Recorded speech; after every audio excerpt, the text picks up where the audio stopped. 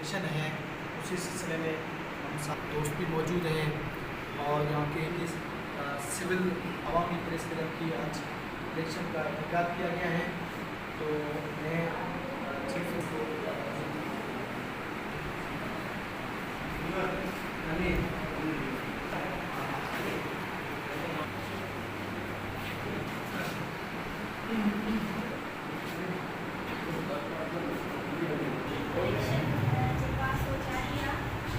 Total seats in में 9 आहिनि ऐं 2 एग्जीक्यूटिव मेंबर्स आहिनि, सदर आहे, नायब सदर आहे, general secretary, joint secretary, finance secretary ऐं ऑफिस सेक्रेटरी आहे ऐं 3 हुन जा एग्जीक्यूटिव मेंबर्स आहिनि। सभिनी जा फॉर्म्स अची चुका आहिनि ऐं बाक़ाइदा इलेक्शन जेका आहे उहा जारी आहे ऐं उमेद आहे त इहे जेके बि पंहिंजी डेज़िग्नेशन्स ते ईंदा आईंदा जे लाइ जेको आहे सो प्रेस क्लब में जेके बि उन्हनि जूं ज़िमेदारियूं आहिनि, पंहिंजा फ़राइज़ आहिनि, उहे उन्हनि खे पूरो करींदा।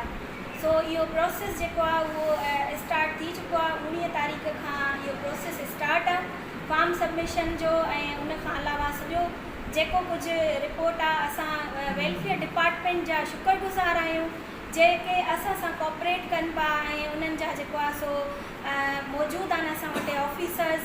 अॼु उहे आया आहिनि, असां उनखे इन SDO जे प्लेटफॉर्म ते ख़ुशामदीद कयूं था। असां SDO हाल जा शुक्रगुज़ार आहियूं जिन्हनि असांखे इहे प्लेटफॉर्म ॾिनो जंहिंमें असां हिते जेको आहे सो हिन इलेक्शन खे कंडक्ट करायो आहे।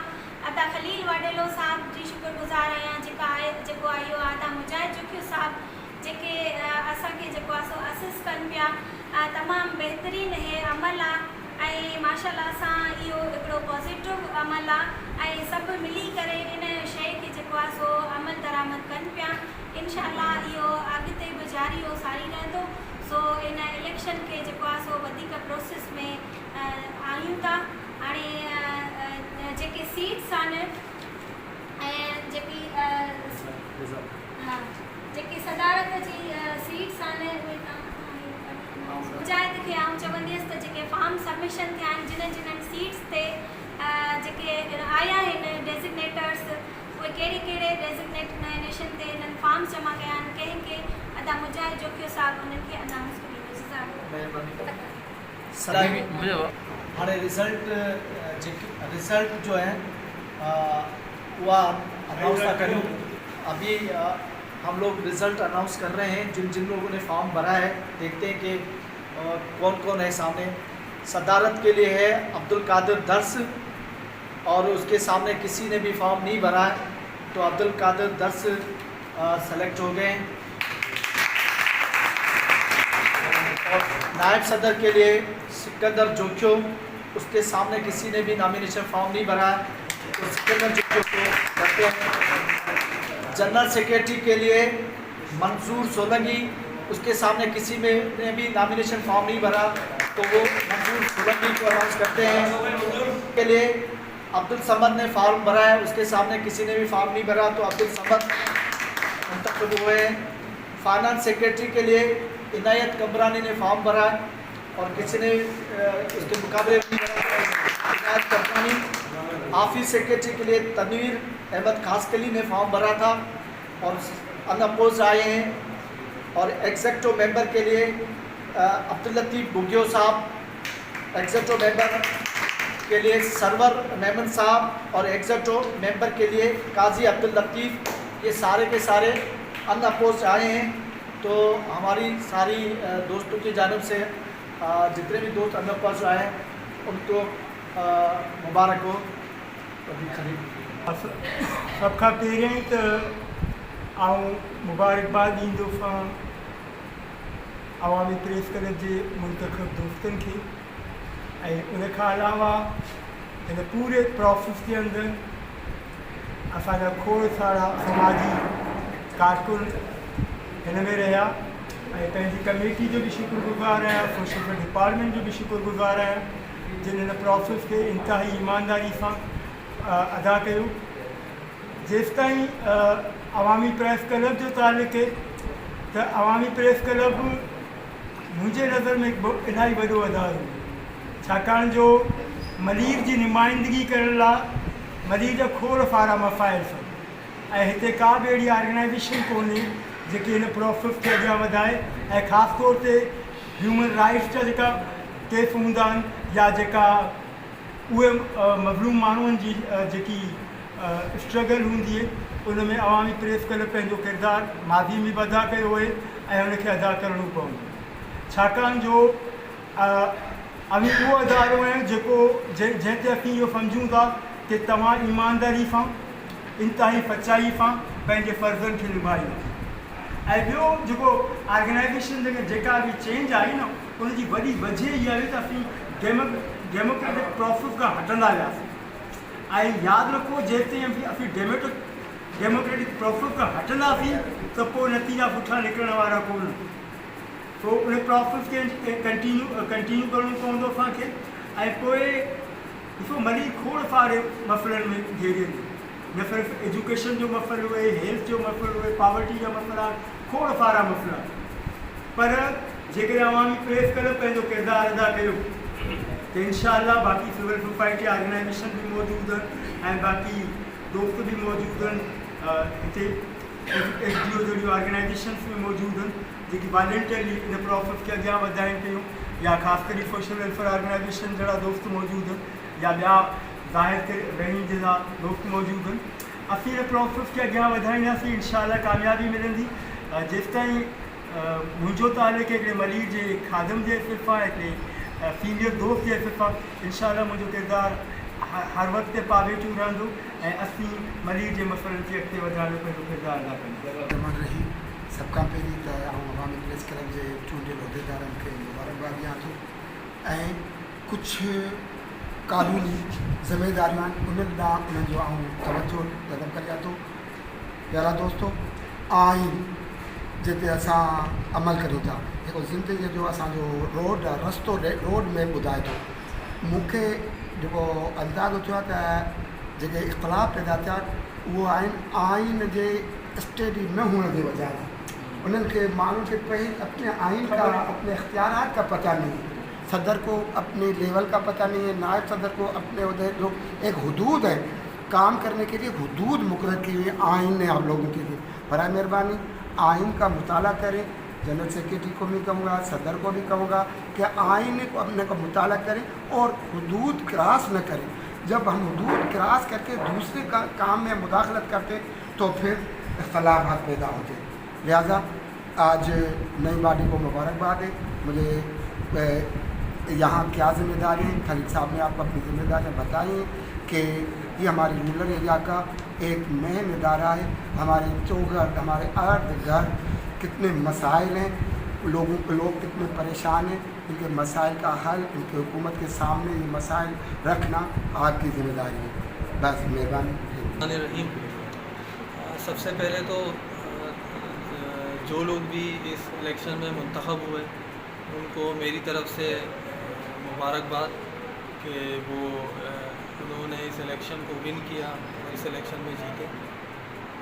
और जो चीज़ें हैं आप लोगों का क्योंकि अवामी प्रेस क्लब का जो एक तनाज़ा है वो सब लोगों के सामने है सारी चीज़ें। अच्छा अब रमज़ान साहब ने जो बात की वो बड़ी अहम है क्योंकि हम जो हमारे पास जितनी भी NGO रजिस्टर हैं और जितनी भी वेलफेयर ऑर्गेनाइजेशंस हमारे पास आती हैं उनका सबसे बड़ा अलमिया यही होता है कि उनको जो आइन दिया गया होता है जो उनको लाया अमल दिया गया होता है जो डिपार्टमेंट की तरफ से वो बेशुमार ऐसी वेलफेयर ऑर्गेनाइजेशन है जो उन्होंने पढ़ा ही नहीं होता। और जब चीज़ें सामने आती हैं जब तनाज़ात सामने आते हैं तो फिर उनको पता चलता है कि प्रेसिडेंट को पता चलता है कि भाई मेरे ये इख्तियारात हैं, जनरल सेक्रेटरी को पता चलता है मेरे ये इख्तियारात हैं, फाइनेंस सेक्रेटरी को पता चलता है कि ये मेरे इख्तियारात हैं, इलेक्शन किस तरह करवाना है, इलेक्शन किस तरह करना है, सब चीज़ें उस आइन में दर्ज हैं, सारी चीज़ें मौजूद हैं। लेकिन होता ये फिर वो एक जो उसके अंदर तेज़ी है वो आ जाती है। तो सबसे पहली चीज़ ये है कि आप लोगों का जो आइन है जो डिपार्टमेंट ने आपको अप्रूव किया है मंजूर किया है उसको आपने सबसे पहले पढ़ना है। और मैं ये मशवरा दूंगा और ये सजेशन दूंगा कि जो ओहदेदारान अभी मुंतखब हुए हैं सबसे पहले वो ये काम करें कि वो जो आइन है उसको लेकर बैठें اس پر نہ باقاعدہ آپ اپنی فریکوینٹلی اپنی میٹنگز کریں اور اس کو سمجھیں اور اس کو پڑھیں. اس کے بعد آپ اپنا کام اسٹارٹ کریں, کیونکہ ساری جنرل باڈی آپ نے کب بلانی ہے, اس میں کون کون لوگ ہوں گے, کس طرح ہوگی وہ, اس کا پورا طریقہ کار وہاں پر درج ہے. ایگزیکٹو کمیٹی کی جو میٹنگز ہوتی ہیں اس کو آپ نے کس طریقے سے کنڈکٹ کرنا ہے, اس میں کون کون لوگ ہوں گے, وہ کیا کیا ڈیسیجن لے سکتے ہیں, کیا کیا پاورز ہیں ان کی, وہ ساری چیزیں وہاں پر درج ہیں. تو میری جو ہے نا آپ لوگوں سے سب سے پہلی جو وہ امید ہے اور سب سے پہلی جو مشورہ ہے وہ یہی ہے کہ آپ اس کو آپ پڑھیں. دوسرا یہ ہے کہ جو لوگ, کیونکہ آپ کا تعلق پریس کلب سے, اچھا پریس کلب کا مطلب ہوتا ہے کہ جو بھی, لیکن جب ہم میڈیا کی بات کرتے ہیں, کیونکہ آپ سب لوگ میڈیا سے وابستہ ہیں, میں نے بھی کچھ اپنے زمانہ طالب علمی میں میڈیا کو پڑھا تھا, تو کچھ چیزیں اس کی یاد ہیں, اس کے فنکشنز. تو سب سے پہلا فنکشن جو ہمیں بتایا گیا تھا وہ تھا کہ گیٹ کیپنگ, کہ آپ نے ماحول کی نگرانی کرنی ہے کہ آپ کا جو ماحول ہے اس میں ہو رہا کیا ہے, اور اگر وہاں پر کوئی پازیٹیو چیز ہو رہی ہے اس کو بھی اجاگر کرنے کی ضرورت ہے. اچھا دوسری نیگیٹو چیز تو ہم بہت ساری ہماری ہے, ہم تو پورے سمجھیں کہ منفی پہلوؤں پر ہی بات کرتے ہیں. تو یہ دونوں پہلو ہیں, آپ نے جو پازیٹیو چیز ہے اس کو بھی آپ نے اجاگر کرنا ہے, مثبت چیزیں ان کو بھی اجاگر کرنا ہے, اور جو منفی چیزیں ہیں وہ بھی اجاگر کرنی ہیں. گورنمنٹ کی ساری چیزیں جو ہیں وہ منفی نہیں ہوتی ہیں, ان کی اچھی چیزیں بھی ہوتی ہیں, اس کو بھی آپ کو اجاگر کرنے کی ضرورت ہے. باقی جو اس کے منفی پہلو ہیں وہ تو ڈیفینیٹلی جب تک تنقید نہیں ہوگی تو اصلاح نہیں ہوگی, تو تنقید ضروری ہے تاکہ اصلاح ہو. تو بس یہی میری گزارشات ہیں, امید کرتا ہوں کہ آپ سب لوگ اس پر عمل کریں گے. Thank you. सभ खां पहिरियां मां नई असांजी कमेटी जेका तश्कील ॾिनी वई आहे, इज़तदार नवां जेके आया आहिनि उन्हनि खे मुबारकबाद ॾियां थो. हिन खां अलावा असांजी जेका कमेटी वेठी आहे उन में खे बि आउं मुबारकबाद ॾियां थो. ऐं इंशा ताला असांजी जेका बि रूरल नेटवर्क कराची कोऑपरेशन हूंदो, का बि कमकार जे हवाले सां कंहिं भी सिलसिले में असां मुमकिन ताउन करण लाइ तयार आहियूं. नहीं, अस्सलाम वालेकुम. जितने भी इंतज़ाम जो यहाँ पर अभी कोरोना मिला है उन सबको मेरी तरफ से मुबारकबाद देता हूँ.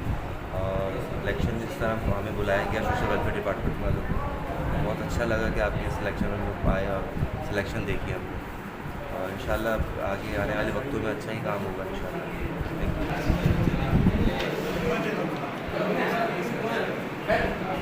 जिला के ज़ेर सरपरस्ती हम यहाँ पे, क्योंकि हमारा रोल ख़त्म हो गया है चूँकि, तो हम गुजारिश करेंगे ये जो नई बॉडी आई है वो यहाँ पे आके बड़ा जुबान हो, हम वहाँ पे आ जाते हैं. बाकी कार्रवाई आपकी जो नई बॉडी है वो चलाएं. आप सबको हमारी कमेटी की तरफ से सबको धन्यवाद और मुबारकबाद.